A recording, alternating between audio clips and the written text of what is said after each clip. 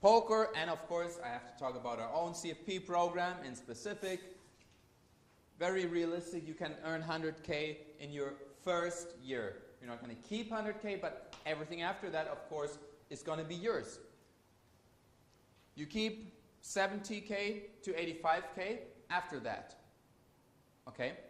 And after that, all of your earnings belong to you. So how do I get that number? Of course, I pretend like whatever our contract is like, you know, the 30K, 60K, or whatever contract we'll have. And if you make 100K, deduct that. You're roughly, so you're actually making like, let's just say you're making 70K year profit in your first year of doing something. Where else can you do that? I don't know. I mean, unless you're like become like some YouTube rock star sensation, there's no like other job or career path where this is going to happen like, you know, just like that. And keep in mind, I mean, in case of CFP, everything after that belongs to yourself. And you know, we have, you know, some people, okay, most of you guys are, let's say, believers, or you know it's working, but some people who are just going to watch this on the internet, they might still think, oh, this is something unreal, until, you know, maybe they see all of you like in real, or they come here and they see all those people exist. It's not like some fairy tale. It's actually happening right now. And people don't believe that because it's their own weakness. It goes beyond their own imagination that something great could ever happen. They will suffer from that. So what many students in the past have said is that CFP was the best education and educational experience of their life. And we had people who studied for many years. We had even people who worked who said that. Okay, we have 40-year-old guys, or nah, I think it wasn't 40-year-old, it was a bit younger than that. But you know, who said like that's, I mean, educational experience. And they didn't talk about like, you know, the poker strategy that they learned, but you know, the whole idea and the things surrounding by it. In other words, what I'm going to say is, people who think, oh, I can either go to university and, I don't know, learn something about this, and when I do poker, I'm only going to learn how to check raise ace-king, and you know, how does knowing how to check raise ace-king help me in other areas of life? Well, of course, it doesn't. But that's also what differentiates BPC, is that we focus on that other stuff. And maybe if you look somewhere else, you would think, oh, that's the only thing you're going to learn.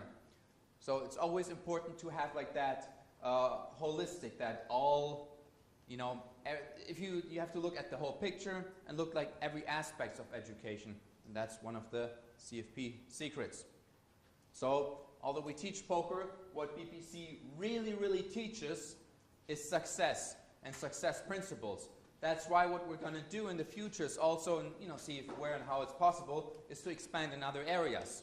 Because some people want to learn poker, but there's also many people around there in the world, in the whole world, in many different countries, who don't really want to learn poker, and that's okay. They want to learn something else, or somebody who has already learned poker wants to do something else. Since Rylan already finished 2 programs, we already thought of just inventing like Badoogie heads up so he can come and join again. But yeah, who knows? Who knows? So, who the hell threw their diploma? There you see this. Oh, I don't know if the contrast is big enough for us to see it here. But okay, let's go to the next meme. Whoops, Allah.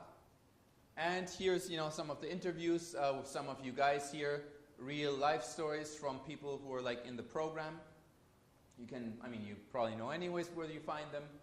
So, another question, critical question you need to ask yourself when you compare university to poker is how many of your teachers, the people who are going to coach you or coached you, how many of them do you want to copy? Or you look at them, you look like, that guy got something, or that teacher, I mean, university, there are more female teachers. I don't know the female poker coach yet.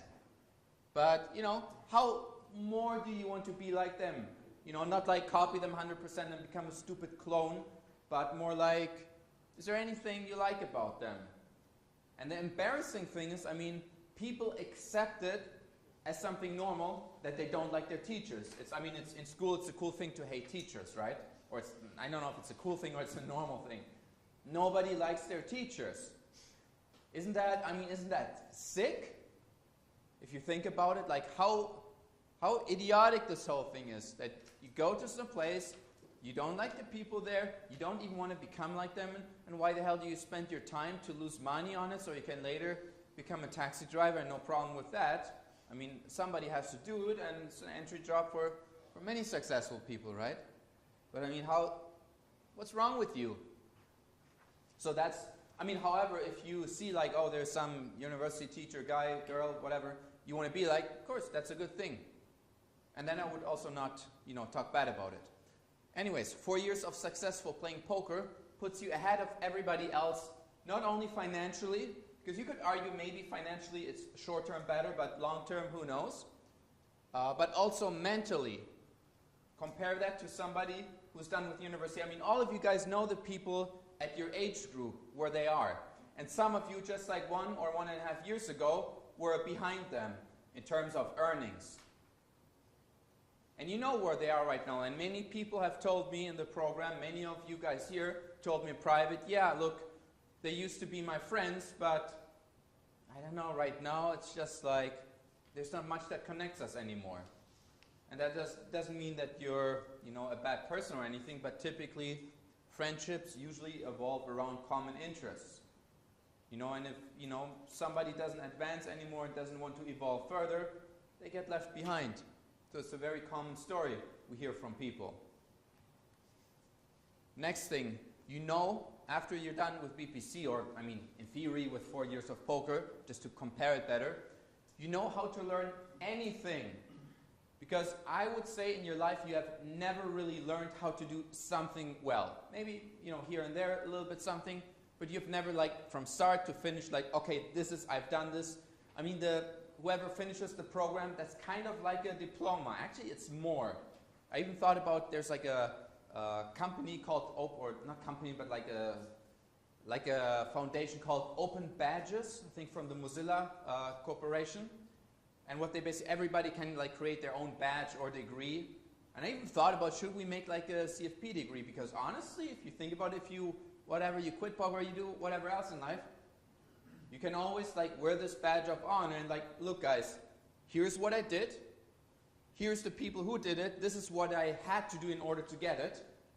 And it will be signed by me, or in some case by BPC, so it's like verified. And nobody can take that away from you. I mean, who of your friends or people you associate with, who of them can tell, like, okay, basically in order to finish this in a certain time frame, I have to study this shit like 12 hours a day.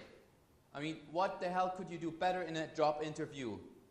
If somebody ever comes to me and says like, okay, look, I don't know, I'm dumb as a rock, I have no degree, no nothing, but listen, I've done this weird thing, I've trained it like 12 hours every day for a year, and I became, one of the best at it.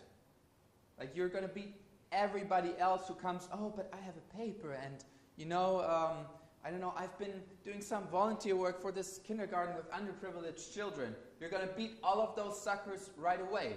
Because, yeah, maybe the kindergarten and that shit, maybe that's nice and that makes them look more social, but at the end of the day, value always wins. So if you tell that whatever boss or guy, company, or maybe you have your own company and want to work with another company, whatever, if you tell them, hey, I've delivered a couple of millions of value here, then they could have helped the other guys, they could have helped the whole continent to get food, you will always win. And we're here about winning.